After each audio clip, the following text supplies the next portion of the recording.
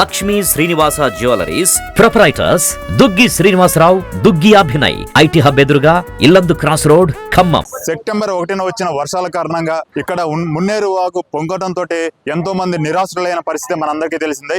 ఈ నేపథ్యంలో ఆ వరదల నుంచి ఇంకా ప్రజలు బయటపడక ముందే మళ్ళీ వర్షాలు రావడంతో అధికారులు కావచ్చు, మంత్రులు కావచ్చు, ఇక్కడ ఉన్నటువంటి లోతట్టు ప్రాంతాల్లో ఉన్నటువంటి ప్రజలందరినీ కూడా పునరావాసాలకు చేర్చడంతో పాటుగా వారికి ఎటువంటి సౌకర్యాలు చూడాలనేది దాని మీద ప్రత్యేక శ్రద్ధ చేయడంతో పాటుగా వాళ్ళందరికీ జాగ్రత్తలు చూస్తున్న పరిస్థితి అయితే మనం చూడొచ్చు.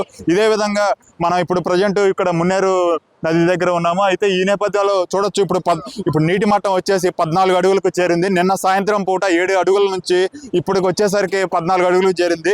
రాబోయే 48 గంటల్లో కూడా వర్షాలు అతి భారీ వర్షాలుగా రానున్న నేపథ్యంలో వాతావరణ శాఖ నుంచి అందిన సమాచారం మేరకు మంత్రులు కావచ్చు, ఇక్కడ ఉన్నటువంటి ముగ్గురు మంత్రులు పొంగులేటి శ్రీనివాసరెడ్డి, తుమ్మల నాగేశ్వరరావు, అదేవిధంగా డిప్యూటీ సీఎం మల్లు బట్టి విక్రమార్క కావచ్చు, అధికారులందరికీ సూచనలు చేయడంతో పాటుగా నిన్న నైట్ ఇక్కడ రాత్రి సమయంలో ఇక్కడ బొక్కలగట్ట సమీపం కావచ్చు, ఇక్కడ ఉన్నటువంటి స్థానికంగా లోతట్టు ప్రాంతాలు అన్నింటిలో కూడా అధికారులు ఏదైతే ప్రతి ఇంటికి తిరిగి మైక్ ద్వారా సమాచారం అందించి అందరూ కూడా పునరావాసాలకు వెళ్ళి వాళ్ళు అక్కడ పునరావాస కేంద్రాల్లో ఉండాలని చెప్పి వాళ్ళందరికీ కూడా వసతులు అయితే ఏర్పాటు చేయడం అయితే జరిగింది.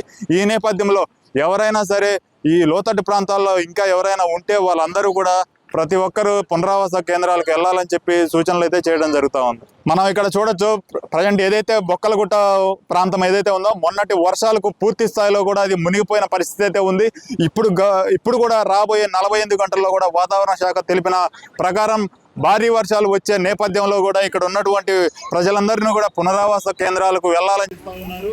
ముందు జాగ్రత్త చర్యగా అందరికీ కూడా తగు ఏర్పాట్లు చేయడంతో పాటుగా వాళ్ళందరినీ దాదాపు 4-5 కేంద్రాలు మాత్రం ఏర్పాటు చేయడం జరిగింది. ప్రైవేట్ స్కూల్స్ కావచ్చు, పార్టీ ఆఫీసులు కావచ్చు, రకరకాల కేంద్రాలను కూడా ప్రజలందరికీ అందుబాటులో ఉంచిన పరిస్థితి అయితే ఉంది.